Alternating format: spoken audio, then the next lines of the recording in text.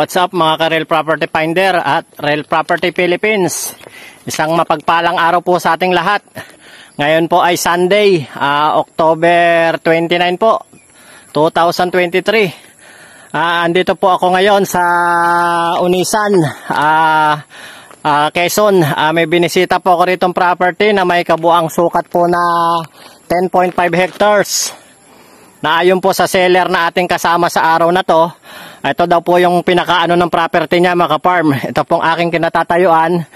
Dito po nagsisimula ang ng property niya. Bale, ito po yung pinaka delantera. Papasok po doon sa property niya mga farm. Ito po yung ang pinaka boundary. Itong sa gawin na po na to, ito po yung karatig po niya mga farm. Tara po, samahan niyo po akong galugarin tong nasabing property at nang maibida ko po sa inyo kung ano po yung mga hardwood at mga fruit bearing na makikita dito sa area. Bali, ito pong property mga farm ay title po TCT, and then updated po yung amilyar, and then ano po siya, meron po tong lot plan. According po sa seller na ating kasama sa araw na to, ito pong kanyang property ay pinapataniman niya sa ngayon ng mais. Para po pag may bumisitang buyer, makikita po nila yung ganda at yung linis ng property. Bali mga ka-farm, yan pong pinakahawan na yan. Yan po yung boundary po ng property nila sir. And then good news po mga farm, dahil according po sa seller, ito pong property nila na may sukat po na 10.5 hectares ay magkakaroon pa po pala ito ng previous. Yung pong previous ay meron daw po ditong napapagitnaan na 2 hektarya na hindi po kasama dun sa titulo pero nasa loob po ng property nila. Kaya yun po, sa mga interested buyer po, tawag na po kayo sa number na makikita nyo sa inyong screen at sa WhatsApp Viber po. At huwag nyo rin pong kalimutang bisitahin ang aming website, Real Property Finder po mga ka-farm. Ayon po sa kanya, ito pong property mga farm ay mayroon daw po ditong source po ng tubig, yung ilog. Kaya ideal na ideal po itong gawin pong piggery at poultry dito sa property nila sir. And then marami pa rin po itong mga puno ng nyog dito na meron daw pong humigit kumulang na 1,500 kapuno ng nyog. At marami pong fruit bearing, kagaya po nung dalandan na nasa 30 puno daw po, at kalamansi nasa 15 puno. May mga puno rin daw po dito ng langka, mangga at santol. Ayun po. Kaya ito po ang kabuuan ng property na ating binisita sa araw na to. Dito po sa gawing itaas, medyo malalaki na yung tanim na mais.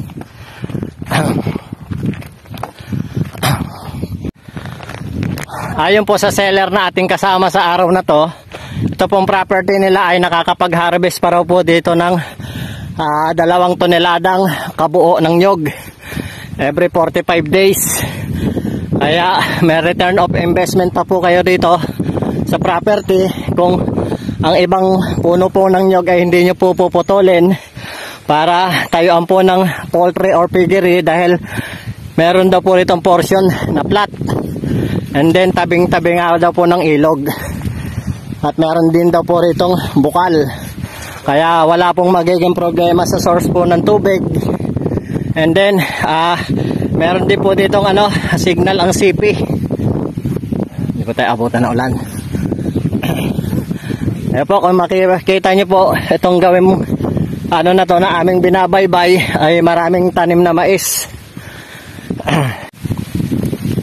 And then kung manggagaling po kayo sa town proper po ng Unisan hanggang dito po sa property, ay mayroon po itong travel time po na 15 minutes.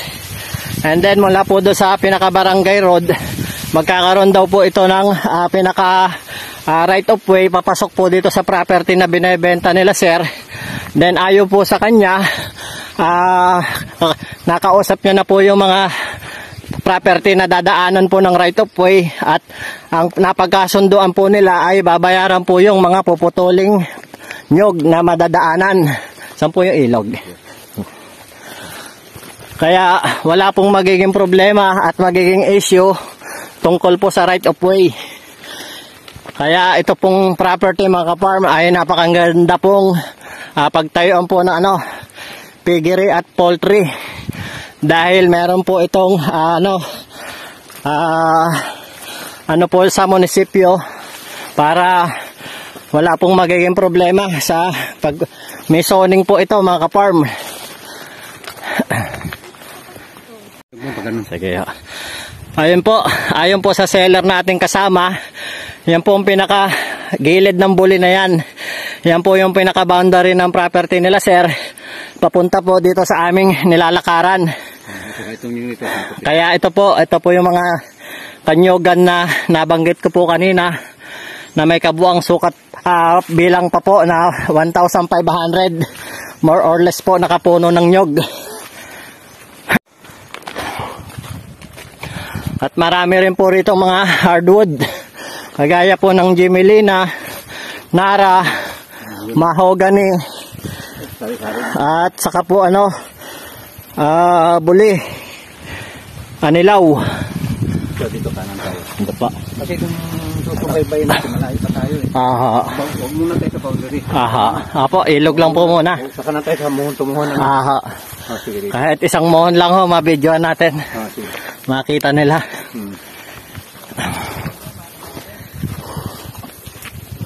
Rito, ito po, dito po sa area na to. Dito po nakatanim to maraming mahogany. Kantung. Ayan po, yung mga fruit bearing. Papunta po kami dun sa ilog. Dalanghita. Ang dalanghita talaga doon pa. Ito ikuan lang. Mga mahogany. Mahogany. At saka doon, yan. Puro kanyugan na yan. May rambutan. May rambutan po ba? Hindi ba rambutan? Mayroon doon, mga maliliit. Ito, mga mahogany. Ito, dalanghita. Ako, kung hindi na inubos. Ayan maliliit. Dito marami yan eh. Ayan, dami. Laylay dito yan. Dami. Ayan, nakalaylay yan. Ito yung dalanghita. Ayun. Laylay Ito po ang puno ng dalanghita. Kanya pong mapapansin, hitik na hitik po sa bunga. Ayan po siya mga ka-farm. Bunga na kayo. Hitik na hitik siya sa bunga.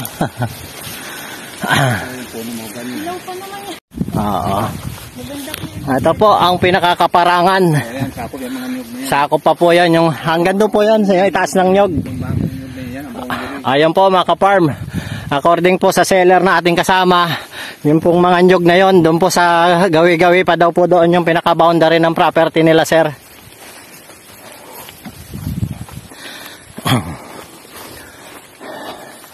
Ay buti nakisama ang panahon. Nilalayo yung ulan. Pinagbibigyan kami ni ma'am. Basa ng pa. Ito. Kaya dito po sa lugar na to, mga kapamili po kayo kung saan nyo po itatayo yung pinaka po ng proper ng poultry. At piggery po, ito po yung pinaka sapa. Yan na po ba yung ilog, sapa?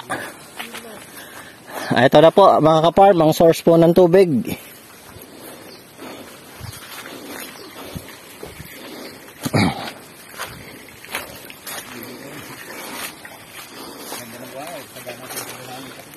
Yon lang.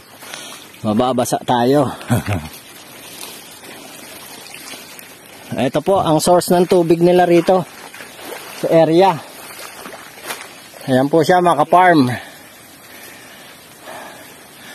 Kaya dito po sa pinaka na to, maaari po kayong mag-ano ng piggery.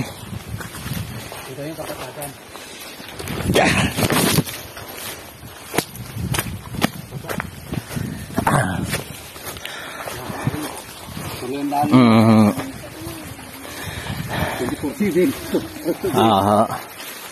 Ito yung patag.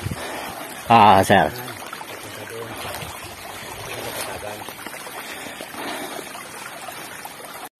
Ito po mga ka-farm ang source ng water po nila dito sa area. Bali kung mapakita nyo po, ayan po, running water po siya mga ka-farm. Kaya, maaari rin po ritong i-develop tong area at gawin pong pinaka, maaari kayo dito ng pinaka-pool. Para may papaliguan kung meron po kayong rest house na mailalagay din dito sa area mga ka-farm. Ayan po mga ka-farm.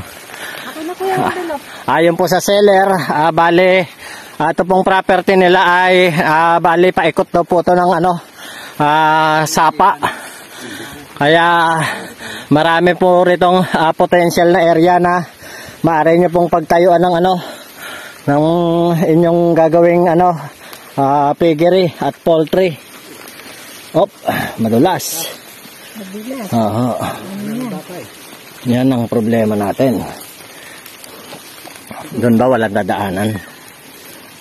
Dito ba sa kabila? Wala. Dito po.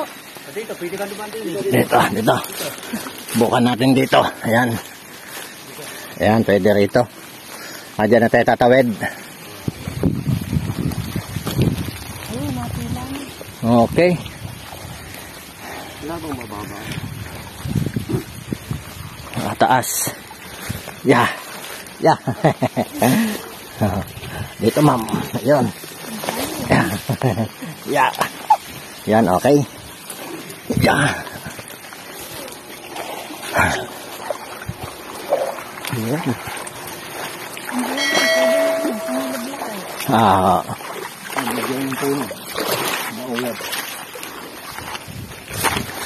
Okay. Ayan po mga ka-farm. Paikot po ng sapa itong property nila sir. Kaya kabilaan po. Maaari po kayo ditong magtayo ng poultry at piggery. Ganun mo, kita ang patag na. Saan po ang pinakamalapit na way nito pag galing Metro Manila? Saan? Ang pinakamalapit pong daan, shortcut papunta Onisan. Dito sa Bundok Peninsula. Bundok Peninsula. Yung dinaanan natin, papuntang Bicol. Ayan, na ho yun ang hindi na dadating ng bitukang manok. Hindi na. Doon ang pinakamalapit na way na ho.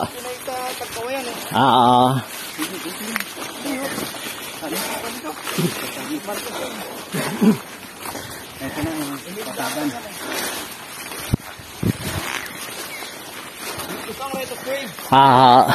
Ito. Dito ang right of way. Ito ang pinaka right of way niya. Antipulo.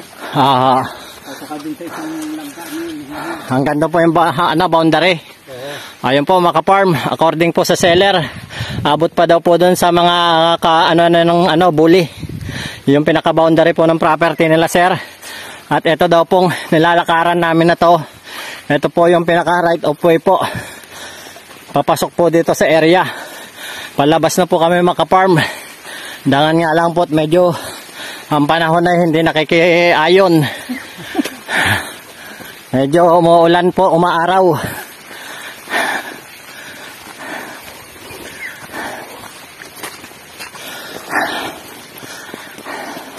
Mas pa ba ng uyas?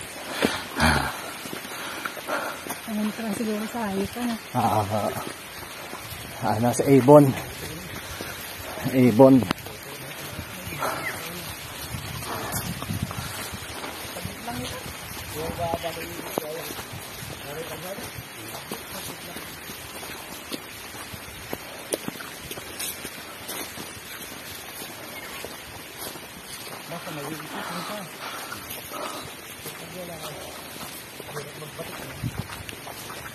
Sinunog lang kasi nagpinto sa akin. Kaya sinunog, patay yung mga kalabat. Yung paro. Yung mga puno ng dalanghita. Mga bunga. Ito, mga tago. Ito po yung mga puno ng dalandan dito sa area.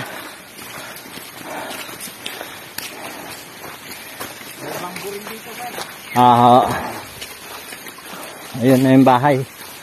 Nakasilong.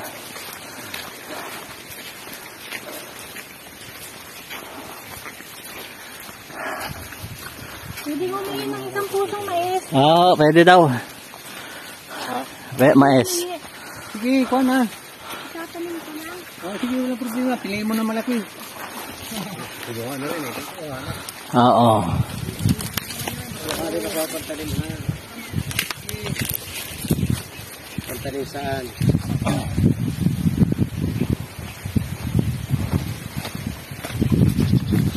Pantanim. Ayun na rito. Ito. Isang bag nito ay maabot na ng 5 na. 10 kilos lang yun. Sir. Sir. Ito ang bandero. Yan. Ayan, may puno. Basta may sukal dito. Hindi siya minamaisan din nila yan eh. Iba na pong property yun. Iba na. Ito, sakop pa ito mga naglato. Ito ang talagang inline. Yung daanan. Ito na po ang pinaka Inline. boundary ng property nila, sir. Ito po, itong may kawayan na to. Ito po ating nilalakaran. Ito po yung magsisilbing right of way po. Palabas po doon sa pinaka barangay road. Na according nga po sa seller,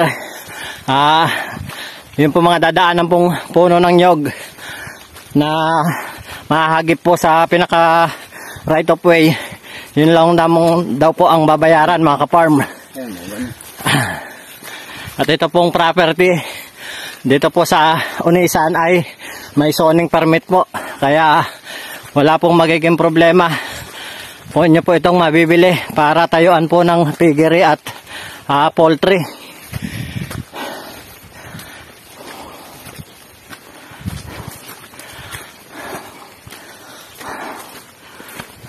Wala rito, hindi rito pa kuya nakarating ang linya ng kuryente. Hindi pa. Doon sa bayan na yun ito, nandun may kuryente linya yun. Yung dito natin ito. Pero kung sakali ho ng poultry rito, pwede. Makakapagpatayo po rito mga poste. Pwede.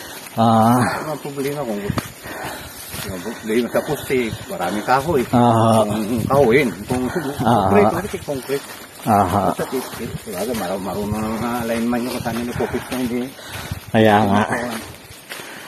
Ay.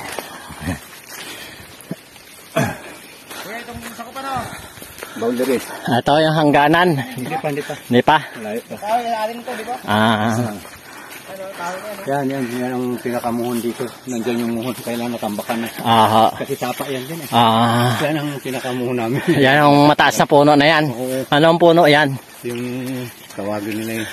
Hindi siya malatubig o kalumpit? Hindi kalumpit yan. Hindi po ang ibon. Hindi iba po ang ibon din. Ito ang pinaka-right of way. Yung inaarap nyo kanina, anilaw yun. Ito ang susudsurin ano. Oo, ito. Para makapasok ang sasakyan. Maganda ito. Madali lang itong trabawin, malambot lang naman ang lupa. Dito na yung boundary. Ito yung muhon. Ito po mga farm. Ang pinaka-boundary po ng property nila, sir. Ito po yung pinakamuhon. Pamula dito. Paakyat po daw doon. Papaakyat. Then dito naman po sa likod, ito po yun. Papunta doon sa gawing pababa. Ayun lamang po mga ka-farm. Sa mga interested buyer po, tawag po kayo sa number na makikita nyo sa inyong screen. At sa WhatsApp Viber po. Para po sa dagdag katanungan na gusto nyo pong malaman tungkol po dito sa nasabing property na to. Isang mapagpalang araw pong muli mga ka-farm. At God bless us all po sa ating lahat.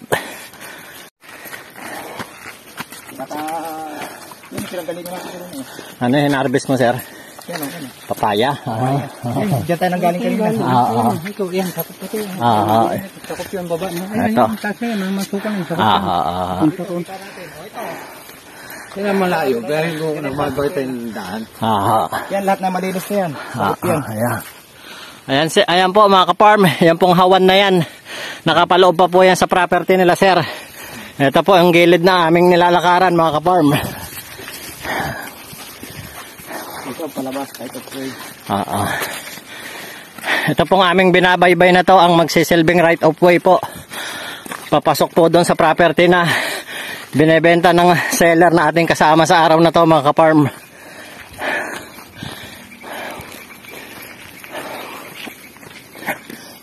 Malapit lang ito, makugulat lang dyan tayo pagbaba natin. sabi lang nila. Kasi pag first timer ka, kailan sabihin mo lang. Pero kung taman tumulak ka, mulan lang. Kaya nga. At dito, pasok ang motor dito. Hanggang doon sa may kawayan. Itinganan natin. Magmumutok kami dito. Wala, para maikot nga natin ang tayo. Ayun, ang lubang yan. Parang isang nyug lang ang matatanggal dito eh. Okay na, no? Isang hilera ng nyug. Kasi hindi ito sa kabila eh. Dito. Itong gitnang ito. Ito. Dito. Ito yung gitna. Kukuha tayo sa maayos. Meron na nga. May nakalaan na. Baka bumalik ko yun.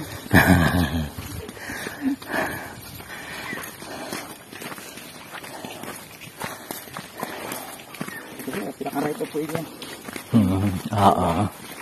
Madali lang ito. Madaling gawin lang. Kasi hindi naman ito yung bundok na puro bato. Hindi nga, buhangin eh.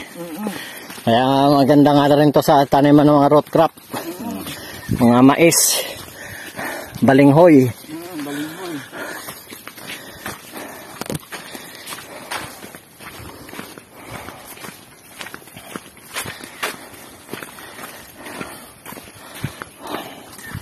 Ang kasamahan ko dyan, sir, si Rosendo Saminian. Hindi. Vlogger? Hindi pa. Hindi mo ka na. Hindi mo sila. May makilala ko dito sila Ma'am Lenlen. Si Ma'am Lenlen Ogal. Saka si Katerina. Yun nakilala ko. Tapos si Ma'am Mabik. Yan doon sa may Coca-Cola doon. Taga-Pasig. Yung likod niya doon sa may gilid ng Coca-Cola yung bahay. Si Ma'am Mabik.